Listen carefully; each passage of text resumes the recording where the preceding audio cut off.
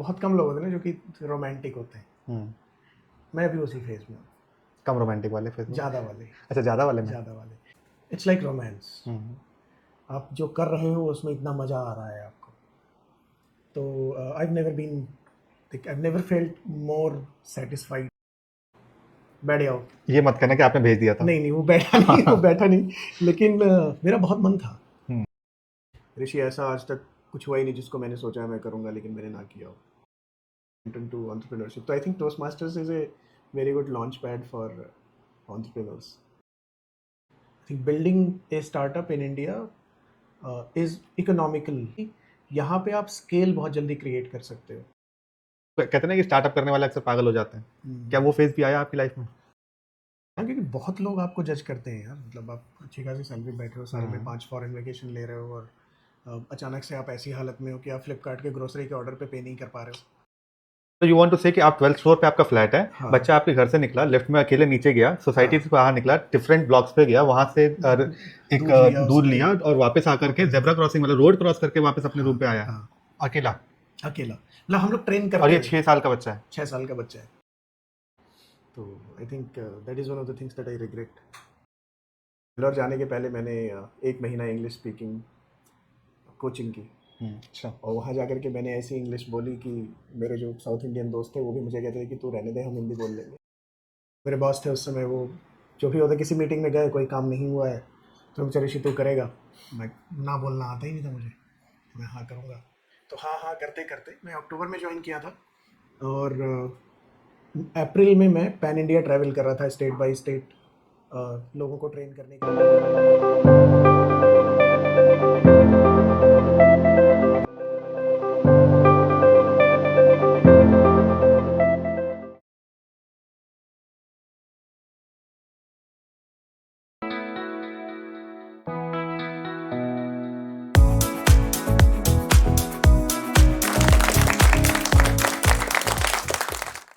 क्या हाल चाल ऋषि जी? बहुत बढ़िया। बहुत टाइम बाद मुलाकात हो रही है आपसे। लगभग 6 महीने तो हो गए होंगे हम लोगों को मिले हुए। राइट। मैं भी थोड़ा बिजी हो गया। लेकिन मुझे आपको देखते रहते हैं, आपकी स्टोरीज और वीडियोस वगैरह तो देखते रहते हैं, किस तरह से अपने डीप कनेक्शन को कहाँ से कहाँ तक लेकर के जा रहे हो, कैसे चल रहा है। मेहनत चल रही है।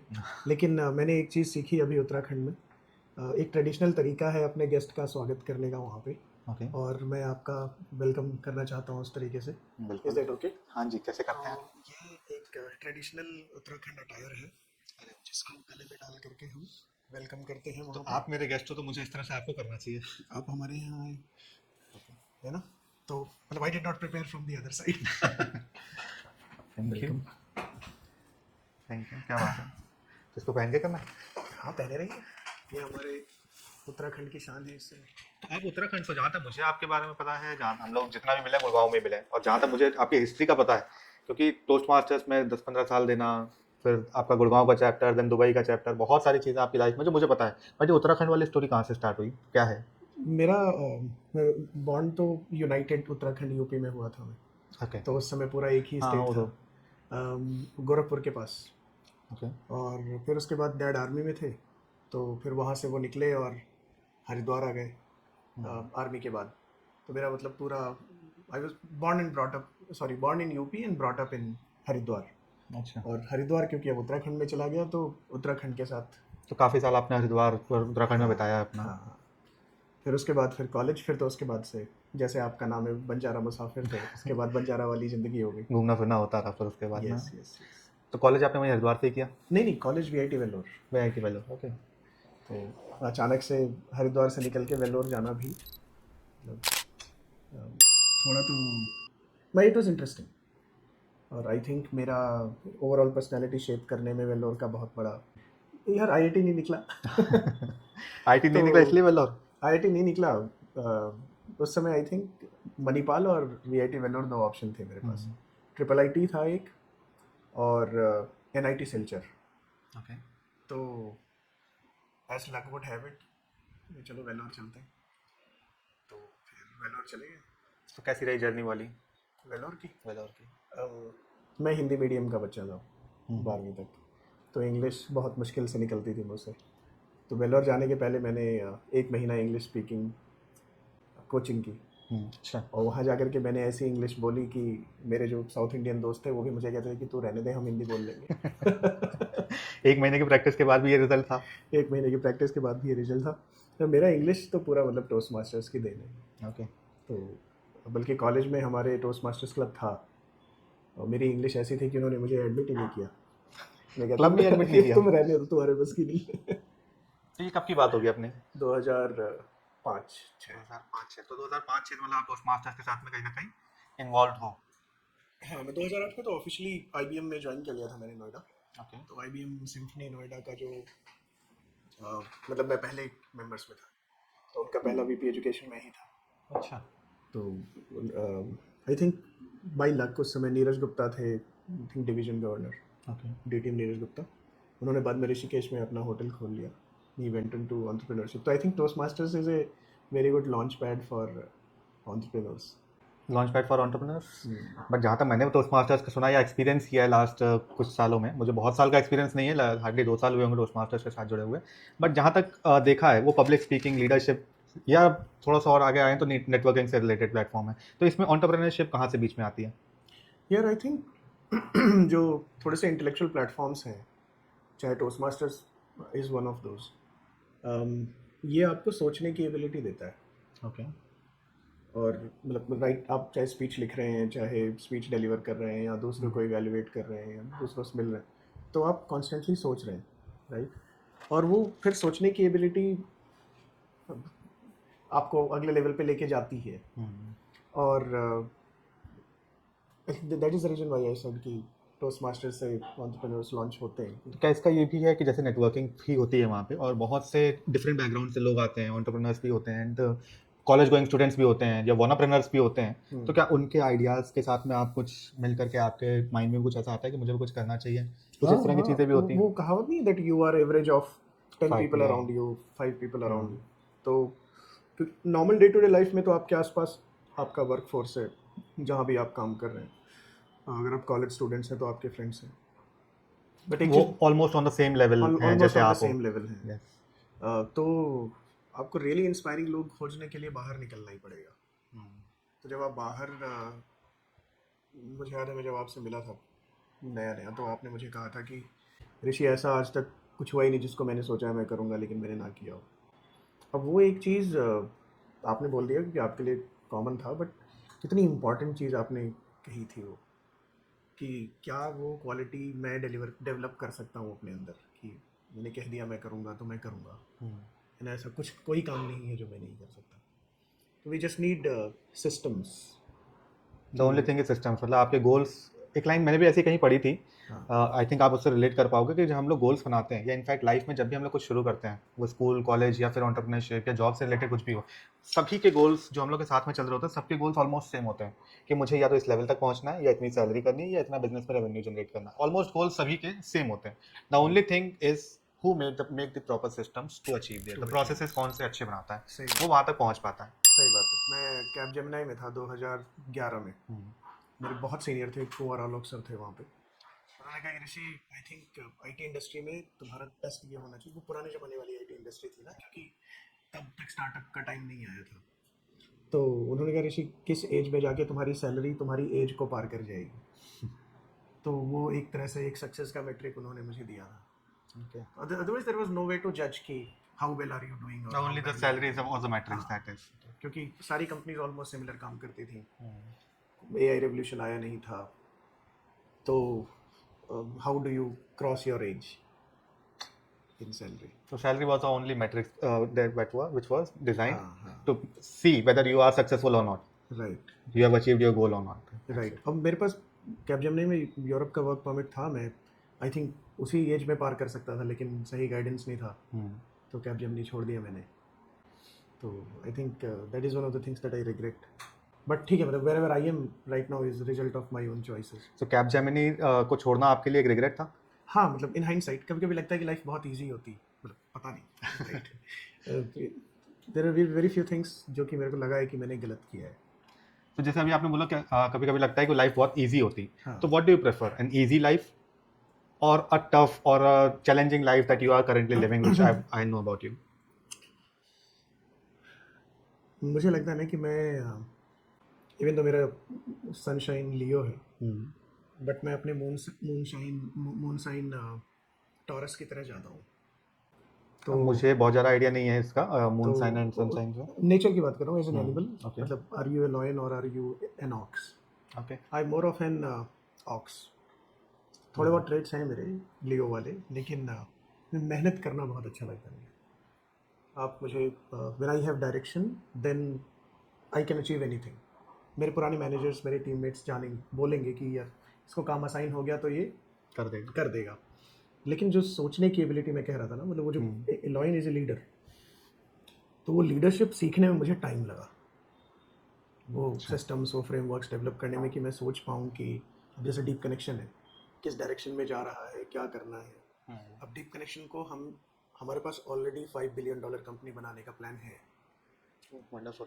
ना। तो और जब हम लोग मिले थे तो उस समय डीप कनेक्शन में हम लोग एक्सप्लोरेटरी स्टेज में थे, बहुत सारी चीज़ें की, ये भी कर लेते हैं, ये कर सकते हैं क्या, ये कर सकते हैं क्या।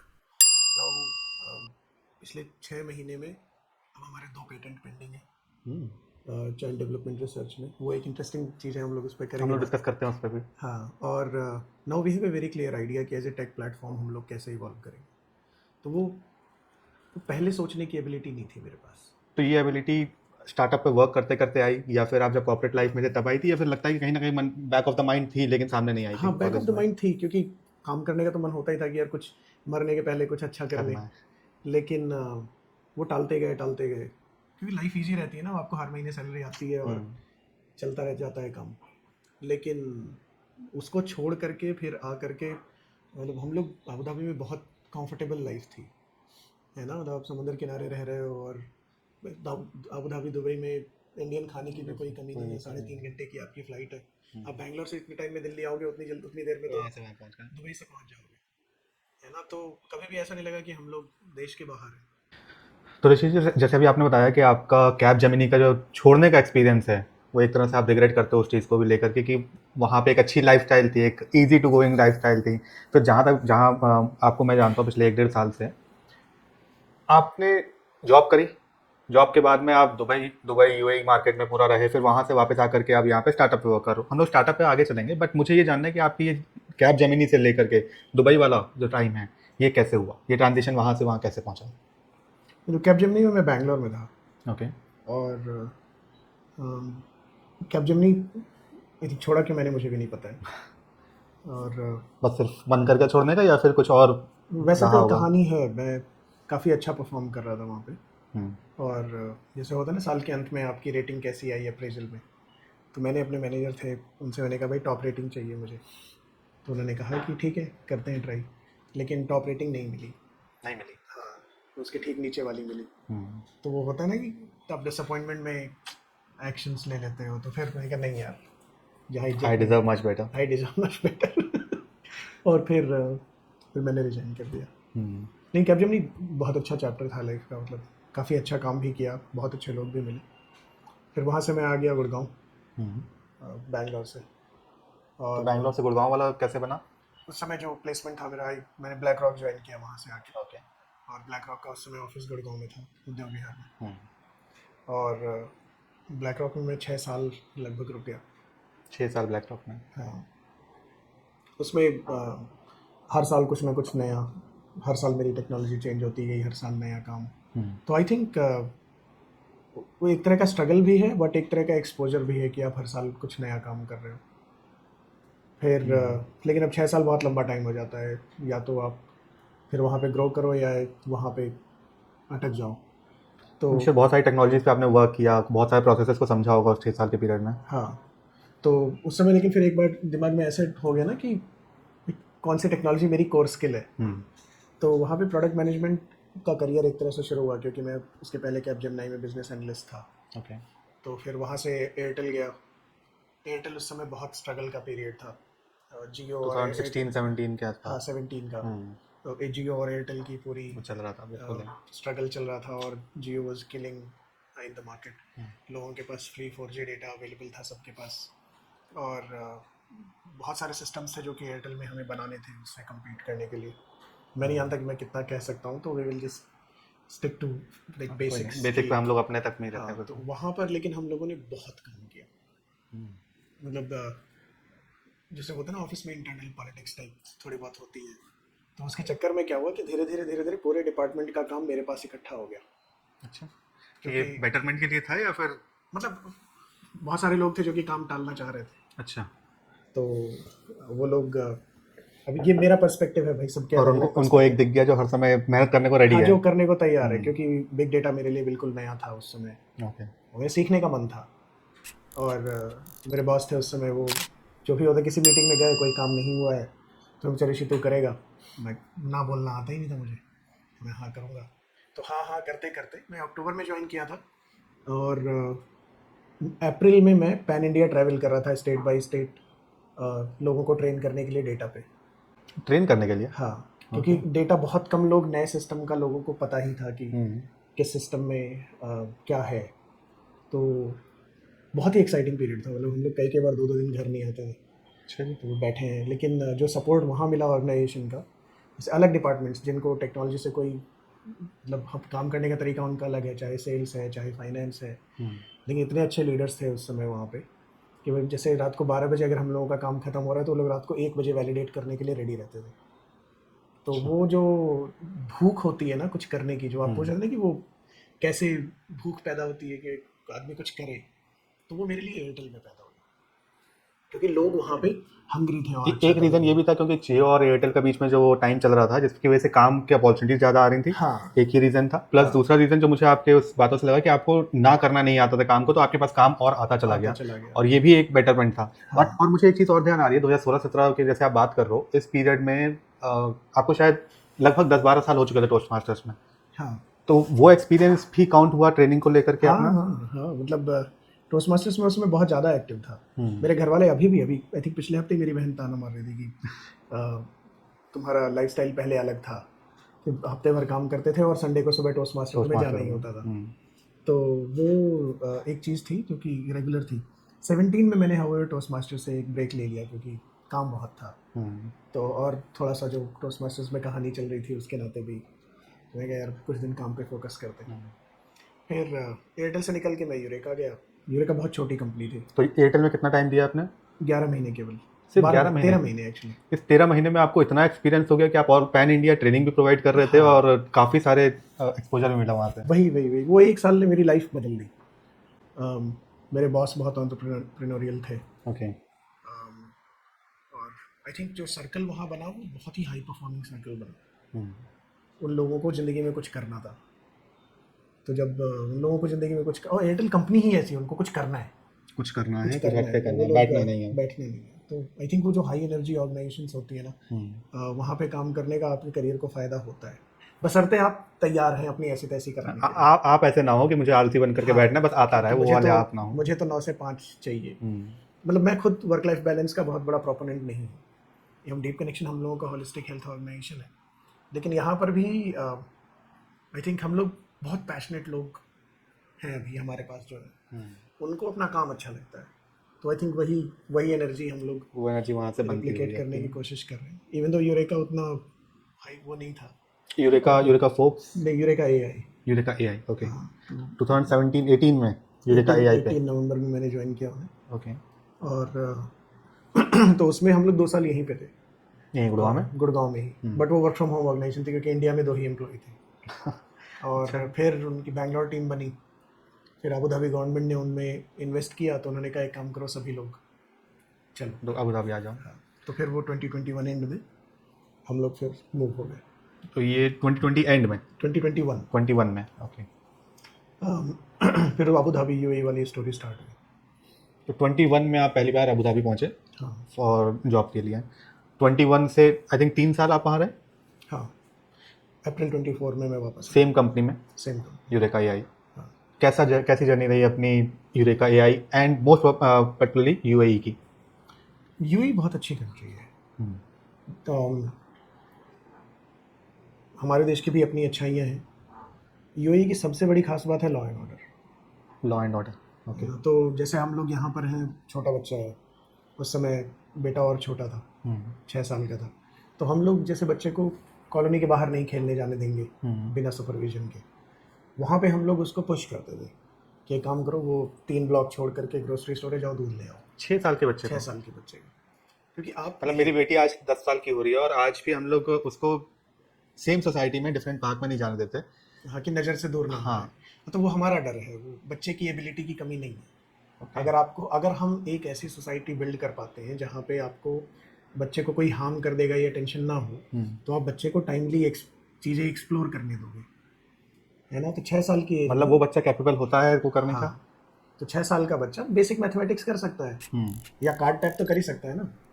तो आप क्रेडिट कार्ड दे करके बेटा वो है दूध, अब जैसे वो हाई ट्रस्ट सोसाइटी है यूएई, वहाँ पे पता है दूध अगर आपका 3.5 दिरहम का है तो वो 3.5 दिरहम ही चार्ज करेंगे, ऐसा नहीं है कि वो 1 रुपया एक्स्ट्रा ले लेंगे। और वो भी उसका बिल देंगे प्लस वो ये भी उसका आपका बिल क्रेडिट देंगे। कार्ड से हो रहा है तो हाँ, फिर तो आप पूरा पता है, आप जाओगे अपना सुपरमार्ट से दूध उठाओगे, बिलिंग काउंटर पे दोगे, वो बिल करेंगे, आप कार्ड टाइप करोगे, आप घर लेकर के आ जाओगे। और रास्ते में चलोगे तो आप लाल बत्ती पे बच्चे को आपने ट्रेन कर रखा है, जेब्रा क्रॉसिंग की इज्जत करते हैं लोग।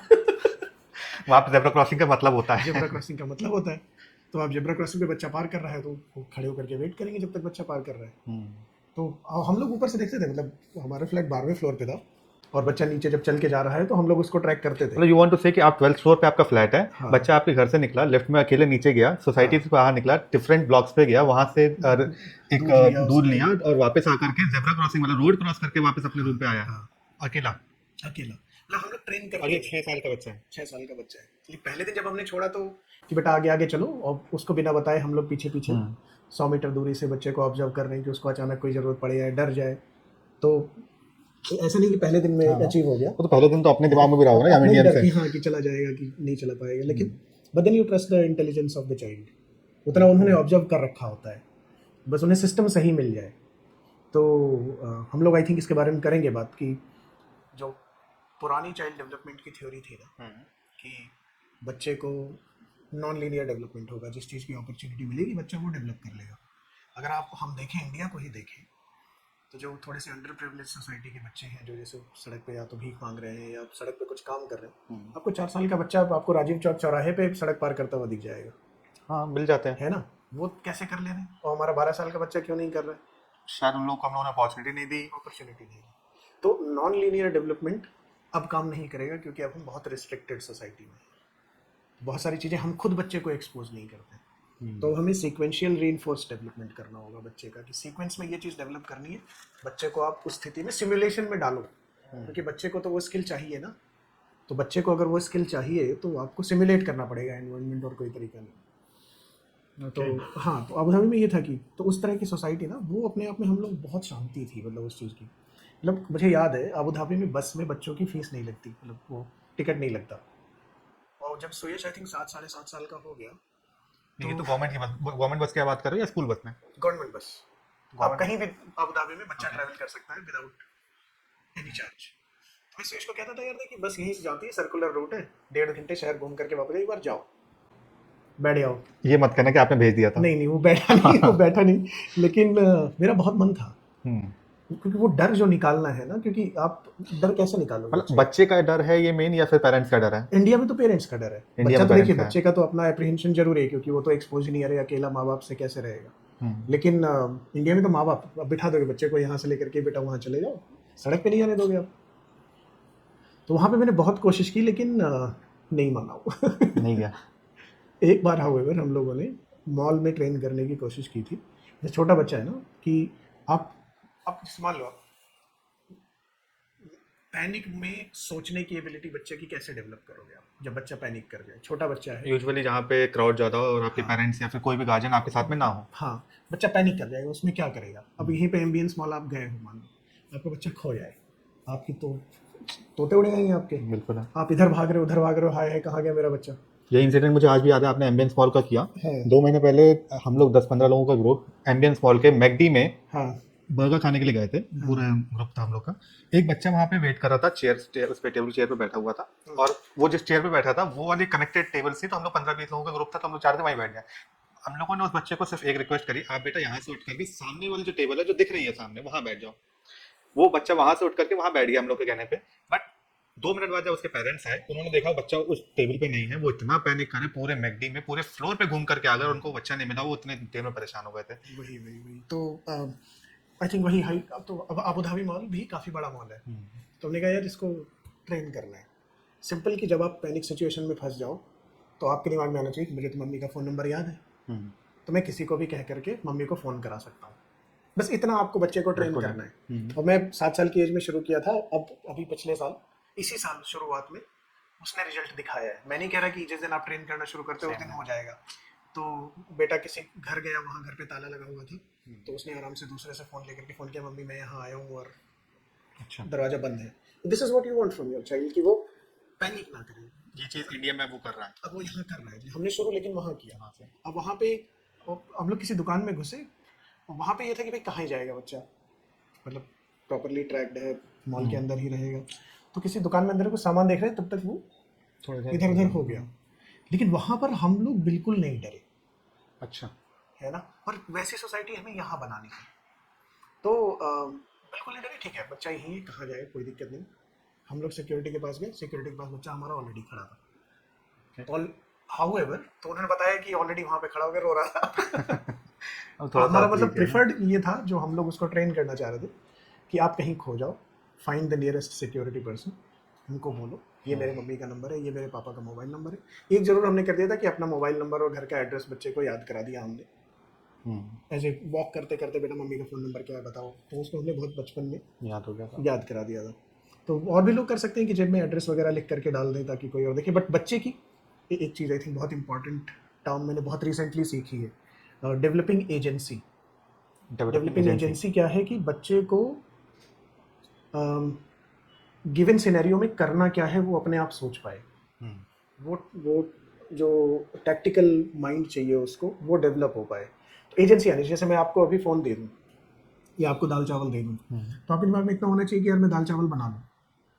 तो बच्चा उस सिचुएशन में पहुंच गया, उसको पता है कि मेरे पास क्या रिसोर्सेज है, मेरे पास मम्मी का नंबर है, घर मुझे पता है, और बस में किराया नहीं लगता, तो वो रहा बस उस वाले स्टॉप पे उतरना है। मुझे उस वाले स्टॉप पे उतरना है, यदि बस हाँ, वहाँ जाएगी तो मैं जा सकता वर्स्ट हूँ। केस मेरा क्या है, तो बच्चा सोच पाए, ये सारे सिनेरियोज बच्चा सोच पाए, और उसके बाद जा करके वो उसको इम्प्लीमेंट करे। मिनिमम क्या है कि अपने आसपास के नियरेस्ट सिक्योरिटी गार्ड खोजे, बोले कि मेरे माँ बाप इस मॉल में खो गए, नंबर है। ये मोबाइल नंबर है, फ़ोन कर दो। तो ये आने में, लेकिन पूरा प्रोसेस होने में, बच्चे का माइंड डेवलप होने में टाइम लगता है। टाइम लगता है, टाइम लगता क्या लगता है कि कोई एज, पर्टिकुलर एज है जिसके बाद ये आ जाता है इजीली, या फिर हम लोग अगर बच्चे को 2 साल से ही ट्रेन करना स्टार्ट करते हैं तो शायद 4 साल में भी आ जाए? है। या मेरे हिसाब से आई थिंक साइंस पे यही कहता है कि आप किसी भी एज में बच्चे को ट्रेन कर सकते हो। हाउएवर किसी भी एज में कर सकते हो। बच्चा, हर बच्चा अलग होता है ना। आई थिंक बहुत ज़्यादा स्टैटिस्टिक्स इसके लिए अवेलेबल नहीं है, but girl children are trainable faster okay. Much younger as.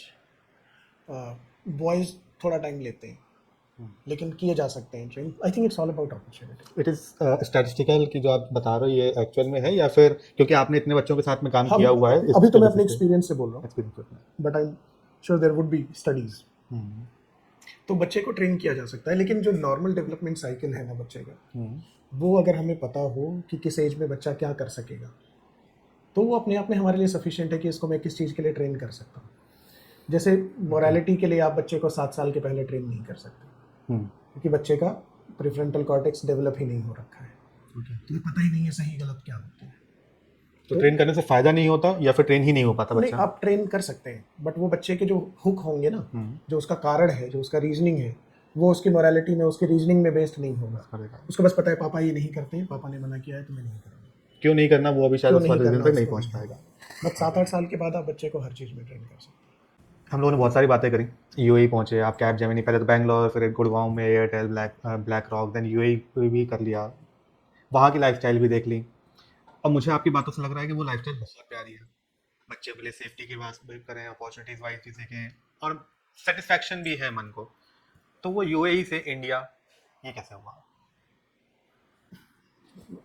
कुछ थोड़ी देर पहले बात कर रहे थे ना कि कुछ करना है, तो माय वाइफ मोनिका, उनको था कि कुछ करना है। उनको था कुछ करना है, या आपको था हमने, कि कुछ मैं तो करना है? इंजीनियर हूँ, मैं, हमें तो करना ही था। हमें तो बता दो क्या करना है, बस ये है। हाँ, तो ये हुआ कि, और अब ना बहुत सारे आइडियाज़ कुक करते रहते हो, और जब ये सुयश वाला एपिसोड हुआ ना, सुयश को लेके हमने रियलाइज़ किया कि यार ही वाज 6.5 7, और हमने कभी गूगल करके नहीं देखा कि हमारे बच्चे के डेवलपमेंट गोल्स क्या हैं। डेवलपमेंट गोल्स क्या हैं? हाँ कि बच्चा, इनफैक्ट आपने गूगल नहीं किया, मैंने कभी इस बारे में सोचा भी नहीं, सुना भी नहीं। हाँ, और तभी रियलाइज़ हुआ कि यार मैं और मोनिका दोनों पढ़े लिखे हैं, we have done well in life और एक्सपोजर भी ठीक ठाक रहा है, ऐसा नहीं है। My sister is a doctor, my brother in law is a doctor, एक सिस्टर इन लॉ है वो डॉक्टर है, और कभी किसी ने नहीं कहा कि बच्चे के डेवलपमेंट गोल्स होते हैं। तो हुआ क्या था ना, श्रेयस ने एक झूठ बोला किसी दिन किसी बात पे। तो होता नहीं, जब माँ बाप को लगता है मेरा बच्चा झूठ क्यों बोल रहा है, तो मैं कहा यार, और हाय हाय मेरा बच्चा ही झूठ क्यों बोल रहा है, ये मेरी मेरी पेरेंटिंग में क्या गलती रह गई, राइट। और तो मैंने सोचा कि जब हम लोग झूठ बोलेंगे तो हमारे माँ बाप भी ऐसे ही सोचे हों, लेकिन तब से और अब तक पेरेंटिंग स्टाइल में कोई चेंज ही नहीं आया है। लेकिन गूगल करते हैं, देखते हैं, फिर देखा कि इतना सारा लिटरेचर पढ़ा हुआ है कि 2 साल का बच्चा ये कर सकता है, 3 साल का बच्चा ये कर सकता है, 4 साल, और लॉजिक ये है कि most children of that age should be able to do. वो ये नहीं कह रहे हैं कि ये कोई मून शॉट गोल है कि आपका बच्चा ये कर लेगा तो बहुत अच्छा हो जाएगा। तो हमने देखा कि झूठ बोलना एक एवोल्यूशन का तरीका है बच्चों का, जब तक उनका लॉजिकल थिंकिंग नहीं डेवलप होता तब तक वो झूठ यूज़ करते हैं। तो झूठ बोलना एक एवोल्यूशनरी स्टेप है, तो ये एक स्टेप है डेवलपमेंट गोल्स में डेवलपमेंट ही। गोल का स्टेप है कि बच्चा झूठ बोलेगा। अगर बोल रहा है तो मतलब हाँ कहीं इसमें पैनिक होना या फिर ये सोचना यार हाँ मेरी पेरेंटिंग में कुछ प्रॉब्लम है, ये प्रॉब्लम नहीं है। हाँ, उस एज में, वो उस एक एज एज में है वो जहाँ से बोलेगा। वो निकलेगा, हाँ, एवॉल्व तो होगा। 4 से 7 के बीच में बच्चा झूठ बोलेगा, वो उसका तरीका है, क्योंकि वो बच्चा सोच नहीं सकता। तो अब हमें ये भी पता कि किस चीज़ की चिंता करनी है, किस चीज़ की नहीं, क्योंकि as a parent you tend to worry about everything, है ना। तो मुझे लगा कि यार ये जानना चाहिए, तो वहीं से हम लोगों ने ये जर्नी शुरू की। तो हुआ कि कुछ कर सकते हैं, तो हमने पर्सनली अपने लिए, अपने बच्चे के लिए ये रिसर्च करना शुरू किया था। ऐसा नहीं था कि उस समय और स्टार्टअप आइडियाज़ नहीं थे, बट ये फील करते करते इतना अपनापन लगाना कि मतलब ये चाहिए, तो अपने लिए हमें करना है, तो then you become the first user of your own product. तो फिर लगा कि इसको हम लोग फिर प्रोडक्टाइज कर सकते हैं, और फिर उसमें हम बहुत सस्टेन्ड एफर्ट्स दिए, हम लोगों ने रिसर्चर्स हायर किए। तो क्या ये और चीज़ पॉसिबल यूएई में नहीं थी? यूएई में पॉसिबल टोटली थी, लेकिन इंडिया में एक तो स्किल सेट सारे अवेलेबल हैं, रीडली अवेलेबल हैं, और I think building a startup in India is economical. Okay. आप और आपके सबसे, आई थिंक इकोनॉमिकल से भी ज़्यादा इम्पोर्टेंट पॉइंट ये है कि यहाँ पे आप स्केल बहुत जल्दी क्रिएट कर सकते हो। आपके पास बहुत बड़ी पॉपुलेशन है, तो अगर आप इंडिया का 1% मार्केट कैप्चर कर लेते हो किसी चीज़ का, तो then suddenly you have a very big scale. 1% is also 13-15 million. Yes. तो और टोटल पॉपुलेशन इतनी बहुत सारे देशों की नहीं है, राइट। तो एक बहुत बड़ा मोटिवेशन था कि भाई अपना देश है, और जब आप कुछ ट्राई कर रहे हो, नौकरी छोड़ के आप खुद फाइनेंशियली एक स्टेप बैकवर्ड ले रहे हो, और you don't have an earning, bootstrap startup है, आपको अपनी जेब से पैसा लगाना है, तो then you want to be in a safe space कि कम से कम अपने माँ बाप बगल में है, कि खाने पीने की दिक्कत है तो चलो। एक कैलकुलेटेड रिस्क लेकर के हाँ क्या किया जाए उस पर, मतलब अगर आपको स्टार्टअप स्टार्ट करना है, कोई भी बिल्ड करना है, तो सबसे पहले रिस्क लेना इज इम्पॉर्टेंट। आपको रिस्क तो लेना पड़ेगा, बट अगर आप उस रिस्क को ही कैलकुलेटेड रिस्क में कन्वर्ट कर दो, करेक्ट, तो शायद आपके सक्सेसफुल होने के चांसेस बहुत अच्छे हो हाँ, जाए। क्योंकि बहुत लोग आपको जज करते हैं यार, मतलब आप अच्छी खासी सैलरी बैठे हो, साल में 5 फॉरेन वेकेशन ले रहे हो, और अचानक से आप ऐसी हालत में हो कि आप फ्लिपकार्ट के ग्रोसरी के ऑर्डर पे नहीं कर पा रहे हो, बिकॉज आपको इट हैपेंस, है ना, आपको वो कैलकुलेट करना है। तो शुरू में नहीं समझ में आता, क्योंकि शुरू में आपके पास थोड़ा बहुत अकाउंट में सेविंग्स दिख रही होती हैं, लेकिन जब आप प्रोलॉन्ग पीरियड तक करते जाते हो ना, तो धीरे धीरे ये चीज़ दिखती है। फिर then it becomes the world becomes a little bit lonely. Startup journey is हाँ, लोनली। मैंने जो फील किया है कि आप खुद भी बहुत ज़्यादा आउटगोइंग नहीं हो, because you don't have a lot to share with the world, क्योंकि आप स्ट्रगल फेज में हो, मतलब you have nothing to boast about, आप बना रहे हो, है ना एक। और आपकी जो टीम है, आपके साथ जो लोग हैं, लकीली मेरे साथ तो Monica is also with me, तो हम दोनों की शादी हो रखी है, तो वो फैमिली वाली बात भी हो जाती है, तो वही उतना ही बचता है। बाकी जो थोड़े बहुत मेंटर्स और गाइड्स मिलते रहते हैं, वो लोग समझाते हैं, ज्ञान देते हैं, लेकिन स्ट्रगल जो है ना, वो बहुत लोनली बना देती है ज़िंदगी। बट जो पब्लिक है, जो आपको शायद रोज नहीं मिल रही लेकिन देख रही है दूर से खड़े होकर के, उन्होंने वो वाला फेज देखा है कि ऋषि एक बहुत सक्सेसफुल जॉब में अच्छी सैलरी पैकेज के साथ में यूएई में घूम रहे हैं, इतने वेकेशंस कर रहे हैं, all of a sudden back to India, इधर he is suffering from something और he don't want to share his journey. मतलब वो क्या बिल्ड कर रहा है, या तो कहते हैं ना कि स्टार्टअप करने वाले अक्सर पागल हो जाते हैं, क्या वो फेज भी आया आपकी लाइफ में? ये देखिए, आप देखें, मैं टोस्ट मास्टर्स सर्कल से गायब हूँ पिछले 3-4 महीने से, और अब आपको फिर काम के अलावा कुछ दिखता ही नहीं है ना? Single focus. हाँ, हम लोग अब तो ऐसे भी दिन आ गए, मतलब लकीली रात को 3-3 बजे तक भी बैठे हुए हैं, कर रहे हैं, फिर अगले दिन सुबह वापस आ रहे हैं, और at the end of the day आपको लगता है कि यार वर्थ कर रहे हैं, जो है this is building something valuable ना। यस, तो वो वाली फीलिंग अब आने लगी है कि यार now we have cracked it, हमें पता है कि अब क्या करना है। तो पहले डाउट्स बहुत आते थे, और लोगों को सही बात है दूर से लग सकता है कि यार ये गायब है तो ये क्यों गायब है, लेकिन कुछ भी गायब होना इंटेंशनल है, क्योंकि obviously there is something higher priority that is required, लेकिन आई होप कि मतलब this does not cause any hurt, क्योंकि जैसे मेंटरिंग के कुछ कमिटमेंट्स थे, और भी हमारे कमिटमेंट्स थे जो कि आप बेसिकली नहीं फुलफिल कर पाए, तो I hope they will understand कि then you are something much more worthy than other things that you were involved in, but तो लॉन्ग रन में वो दिखता है, पता चल जाता है।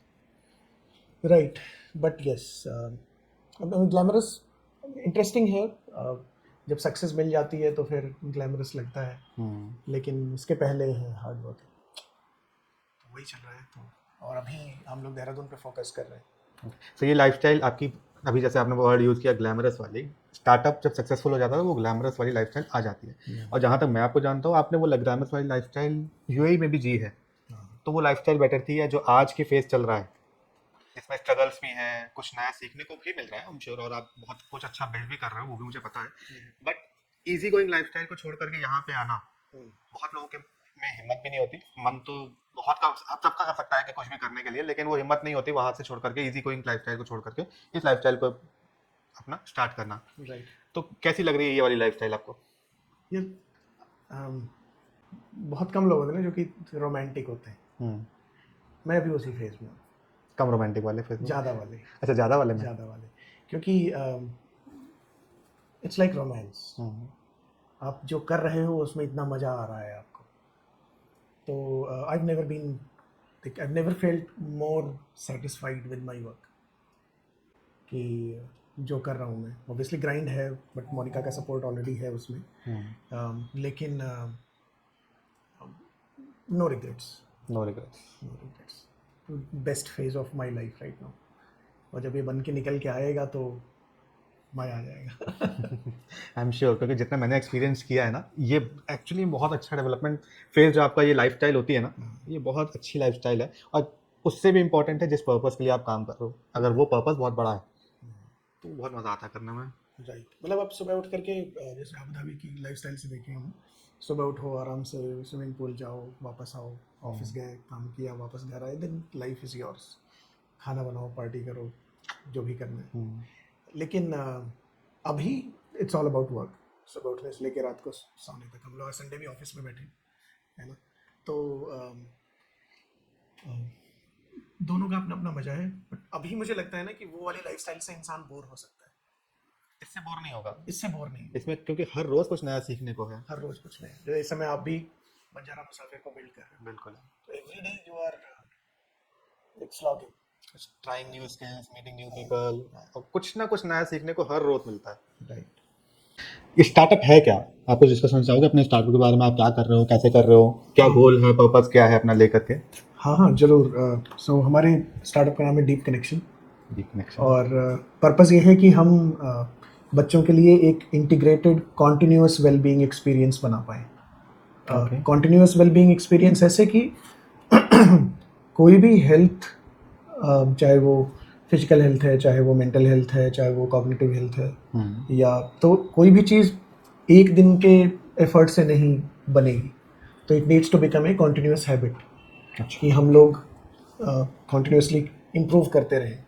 और जैसे छोटा बच्चा है ना, पेरेंट्स के लिए सबसे बड़ी टेंशन ये है ना कि वो जैसे पहले कहते ना कि एक वेल राउंडेड पर्सनैलिटी क्या होती है, तो वेल राउंडेड पर्सनैलिटी का लेकिन कोई डेफिनेशन नहीं देता था, तो पड़ोस में कोई है जिनका बच्चा पढ़ अच्छा रहा है या खेल अच्छा लग रहा है, तो लोग कह देते थे कि उसकी वेल राउंडेड पर्सनैलिटी है, लेकिन एक वेल राउंडेड पर्सनैलिटी तब आएगी जब हम बच्चे को physically, cognitively, socially, emotionally properly healthy develop कर पाएंगे।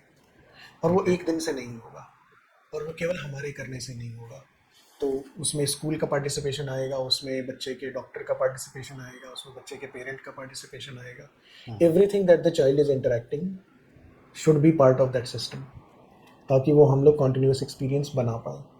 अब जो भी सर्विसेज बच्चे के हेल्थ के लिए हम लेते हैं, चाहे आप बच्चे को एक्सरसाइज करवा रहे हैं, चाहे बच्चे को फिजियोथेरेपी करवा रहे हैं, चाहे उनके पीडियाट्रिशियन है, चाहे डायग्नोस्टिक्स है, जिन बच्चों में डेवलपमेंटल डिले आ रहे हैं या ऑटिज्म या ADHD, अटेंशन डेफिसिट, हज़ार तरह की प्रॉब्लम्स जो हैं आप फेस कर रहे हैं, तो जो भी प्रोफेशनल्स बच्चे से इंटरेक्ट कर रहे हैं वो इंटीग्रेशन सर्विस डिलीवरी लेवल पे होना चाहिए। एक सर्विस दूसरे सर्विस से बात करे, ताकि पीडियाट्रिशियन को पता हो कि थेरेपिस्ट क्या कर रहा है, टीचर को पता हो कि पीडियाट्रिशियन थेरेपिस्ट क्या कर रहा है। क्योंकि हम लोग बच्चे के लिए कॉमन गोल नहीं डिफाइन कर पा रहे हैं। बच्चे का कॉमन गोल मान लीजिए कि हैप्पी होना है, सभी को हैप्पी बच्चे चाहिए, but what does that happiness mean? उस हैप्पीनेस के क्या कंपोनेंट्स हैं? क्या बच्चा फिजिकली फिट है उस हैप्पीनेस के लिए? फिजिकली अनफिट हो तो आप हैप्पी तो एनीवे नहीं रहोगे ना, लेकिन फिजिकल फिटनेस क्या है? तो उसके लिए हमें क्या करना है, बच्चे के अंदर वो अच्छी हैबिट्स कैसे डालनी है, कैसे वो क्वेस्ट फॉर फिटनेस शुरू करना है। तो हम लोगों ने एक स्कूल्स के साथ प्रोग्राम शुरू किया जिसको हम लोग फिट क्वेस्ट कहते हैं। तो तो बच्चे ये को स्कूल के साथ जैसे आपने शुरू किया, तो इसमें डॉक्टर्स का भी कनेक्शन है? हाँ मतलब डॉक्टर्स जो भी प्रोवाइड करेंगे, जो भी अपने रिपोर्ट्स देते हैं बच्चों के लिए, हाँ वो भी स्कूल्स तक वो इन्फॉर्मेशन पहुंचती हैं? यस। तो अभी देखिए हम लोग अभी बहुत नेसेंट स्टेज में हैं। पर्पज़ ये है कि कहीं से वो कॉन्वर्सेशन शुरू हो। एज एन इंजीनियर मैं बहुत स्ट्रांगली बिलीव करता हूँ कि we can only improve what we can measure, बिल्कुल है ना। और जब तक हम बच्चे के अपने ग्रोथ को मेजर नहीं करेंगे तब तक हम इम्प्रूव नहीं कर पाएंगे। और अभी तक मेजरमेंट का तो कोई ऐसा स्केल ही नहीं है। स्किल्स हैं। सिंपल ये, मतलब अगर कोई बच्चा जैसे स्कूल जा रहा है, वहाँ पे अगर उसके नंबर अच्छे नहीं आ रहे तो इसका मतलब वो खराब है, नंबर अच्छे आ रहे हैं तो अच्छा है। हाँ, ये मतलब एक स्केल है मेजरमेंट का। लेकिन वो सफिशिएंट नहीं है। अगर केवल एकेडमिक परफॉर्मेंस देखें तो एकेडमिक परफॉर्मेंस बच्चे का मेमोरी रिटेंशन और रिकॉल है, बस। ओके। उसको कॉन्सेप्ट समझ में आ रहा है कि नहीं आ रहा है, उसका एप्लीकेशन समझ में आ रहा है कि नहीं आ रहा है, ये सारी की सारी चीज़ें उसके लिए ज़रूरी नहीं है ना। आप कर सकते हैं, नंबर लाना बहुत मुश्किल काम नहीं है, लेकिन हमें हेल्थ को थोड़ा होलिस्टिकली देखना शुरू करना पड़ेगा। और दो एस्पेक्ट हैं, एक जिसमें हमें हमारा बच्चा बिल्कुल नॉर्मल दिख रहा है, लेकिन अगर हमारा बच्चा नॉर्मल दिख रहा है, बिल्कुल नॉर्मल है, तो भी क्या हम उसको इम्प्रूव नहीं कर सकते? हमारे बच्चे का IQ अगर 115 है तो क्या हम उसको 120 नहीं कर सकते? आपको पता है कि इंडिया का एवरेज IQ दो अलग अलग स्टडीज़ हैं। एक स्टडी में 76.5 एवरेज आया है, एक में 85 एवरेज आया है। ये ओवरऑल इंडिया का एवरेज है? हाँ, जो भी स्टडीज़ थी वो, और बहुत ज़्यादा बड़ी इंस्टीट्यूशनलाइज्ड स्टडीज़ अभी नहीं हुई हैं, बट जो भी स्टडीज़ के पैरामीटर्स थे 76.5, 80, 85, चाइना का एवरेज 104 है। 100 के नीचे आप कोई मीनिंगफुल वर्क कर ही नहीं तो सकते। इसमें एनवायरनमेंट क्या रोल प्ले करता है? लेकिन IQ तो में? जो सरकार भी कर रही है, इसमें गवर्नमेंट का भी फोकस है, और national institute of public cooperation and child development इसका मेन सेंटर है जहाँ पे रिसर्च है। न्यू एजुकेशन पॉलिसी आ रही है, अर्ली चाइल्डहुड गाइडलाइंस आ रही हैं। इन सब का फोकस दो तरह से है। एक, आपको न्यूट्रिशन चाहिए क्योंकि ब्रेन डेवलपमेंट के लिए आपको मटेरियल्स चाहिए। बिल्कुल। दूसरा, आपको स्किल्स चाहिए, वो ताकि आप कैपेसिटी डेवलप कर पाओ, वो एक्सपोजर चाहिए। तो NEP और ECCE क्या कर रही है, वो एक्सपोजर क्रिएट करने की कोशिश कर रही है। और न्यूट्रिशन के थ्रू जो सरकार मिड डे मील चलाती है, और normally well to do families में, नॉर्मल फैमिलीज़ में आप बच्चे को अच्छे से अच्छा खिलाने की कोशिश करते हो। इंडियन जो मील है वो अपने आप में बहुत अच्छी मील है। उसमें आप सब्जी पा रहे हो, दाल पा रहे हो, रोटी पा रहे हो, तो आपका बहुत अच्छा मिक्सचर है सारे के सारे माइक्रो और मैक्रो न्यूट्रिएंट्स का। तो अगर हम उसको ही प्रॉपरली करते हैं तो न्यूट्रिशन जनरली मैनेज हो जाता है। ये सारे जो एफर्ट्स हो रहे हैं ये गवर्नमेंट की तरफ से हो रहे हैं? गवर्नमेंट के तरफ इसमें से। आप क्या एडुकेट कर रहे हो लोगों को, या? तो देखिए किसी भी चीज़ को ना हम लोग स्केल जब लाना चाहेंगे ना, तो उसमें टेक्नोलॉजी लानी पड़ेगी, तभी हम इतने बड़ी कंट्री को सर्व कर पाएंगे, और कहीं पर भी सर्व कर पाएंगे। इंडिया ऐसी कंट्री है जहाँ पे ऐसे भी बच्चे हैं जो कि ऐसी इतनी दूर हैं कि उनके आसपास कोई फैसिलिटी अभी अवेलेबल नहीं है। हमारे पास जैसे गुड़गांव में भी है। एक सिंपल एग्जांपल लेते हैं थेरेपी का। जैसे मान लीजिए कोई बच्चा माइल्ड ऑटिस्टिक है, तो थेरेपी के केवल मनी कॉस्ट नहीं होता है, थेरेपी का टाइम कॉस्ट भी होता है। तो टाइम कॉस्ट जो है, आप 1 घंटे के सेशन के लिए 3 घंटे 4 घंटे खराब करते हैं, क्योंकि आपको चल के जाना है, आपको वेट करना है, आपका नंबर आएगा, बच्चे की थेरेपी होगी, आप बच्चे को लेकर के घर आएंगे।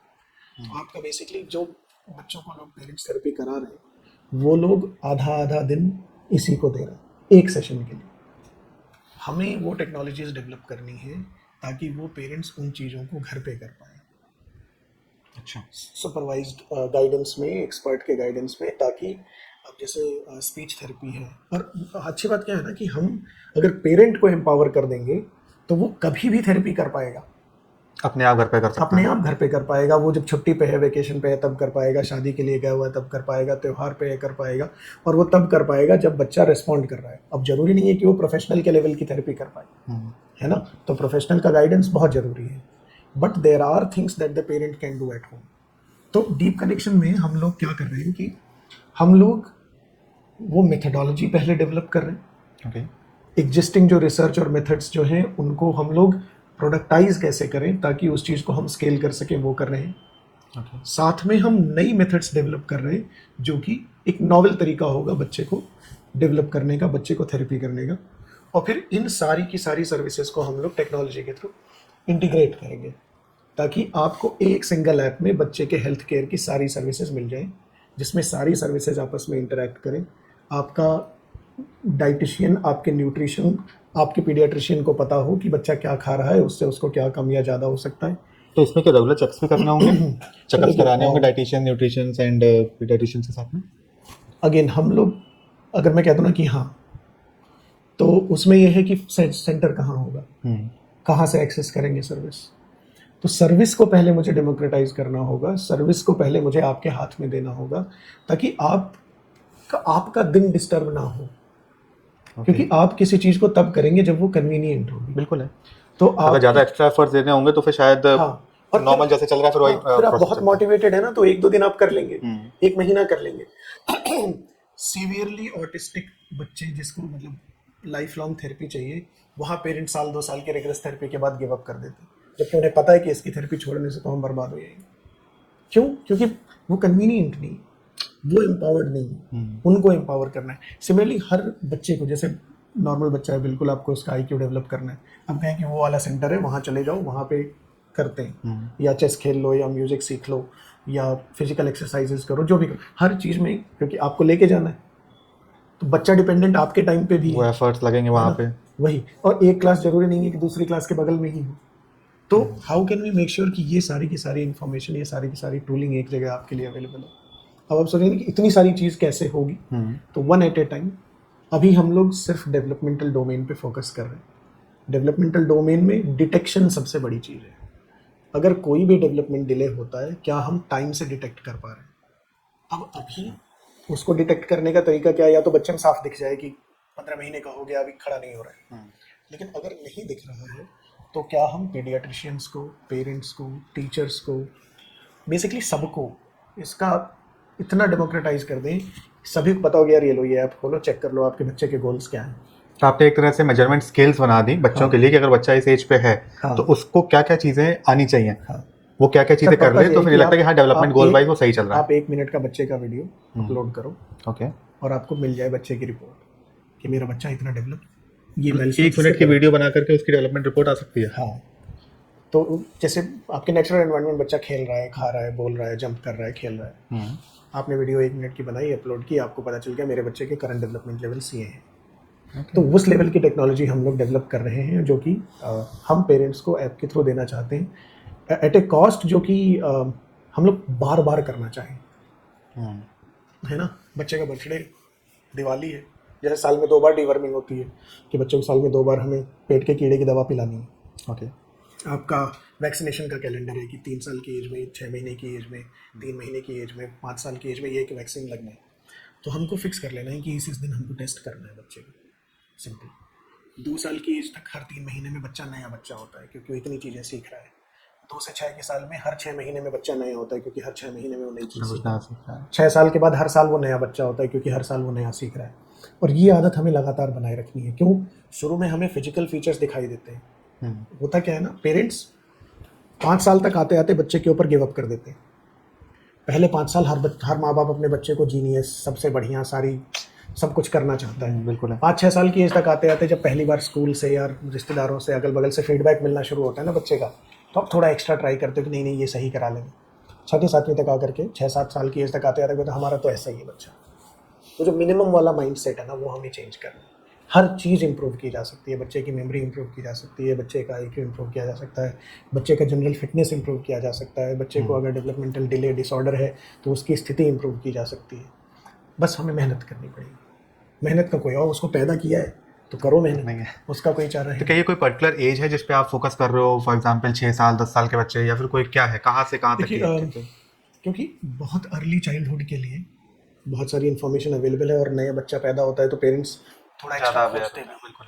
उसको भी हम लोग हैंडल करेंगे क्योंकि वहाँ भी मिस इन्फॉर्मेशन बहुत ज़्यादा है। एक तो हम बहुत कुछ तो रील्स से सीखने लग गए है ना, तो रील्स पे आप अगर आइडिया लें तो उसको वैलिडेट जरूर करें कि ये वैलिड आइडिया है कि नहीं है।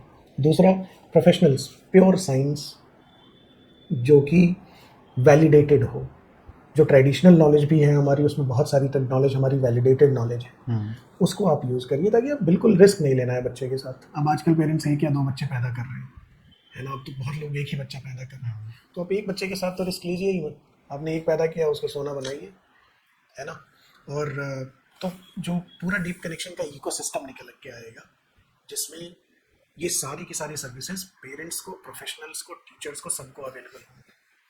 आप बच्चे को कॉन्टिन्यूसली एसेस करते रहिए डेवलपमेंट पैरामीटर्स पे, और लेबल नहीं कर रहे हैं आप बच्चे को कि बच्चा मेरा लेबल हो जाएगा, नहीं। आपको पता चल जाएगा कि अच्छा ये, हाँ, आपको ये चीज़ पता चल जाएगी, हाँ ये हाँ, प्रॉब्लम है, अगर मैं इस पर थोड़ा सा और वर्क कर लूँ। प्रॉब्लम भी नहीं कहूँगा मैं कि ये डिले है। मान लीजिए डिले है, आप कहते हैं 6 महीने में बच्चा बैठ सकना चाहिए, छोटा बच्चा, तो ऐसा क्या कर सकता हूँ मैं कि वो बैठ जाए?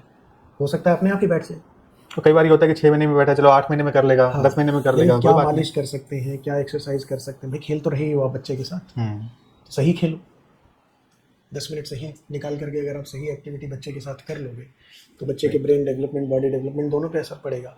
4 साल की एज पे बच्चे को सही एक्सरसाइजेस ब्रेन की करा देंगे तो उसकी मेमोरी शार्प हो जाएगी, बच्चे का रिटेंशन रिकॉल शार्प हो तो आप जाएगा। इस तरह की एक्सरसाइजेज या इस तरह के गेम्स जो हैं वो आप उनको सजेस्ट करते हो, उनको कैसे तक हम पहुंचाते हैं? सजेस्ट भी कर रहे हैं, हम डेवलप भी कर रहे हैं, और जो बच्चों का डिले या डिसऑर्डर हो जा रहा है उनमें हम पेरेंट्स को ट्रेन भी कर रहे हैं कि वो थेरेपी घर पे कैसे करें।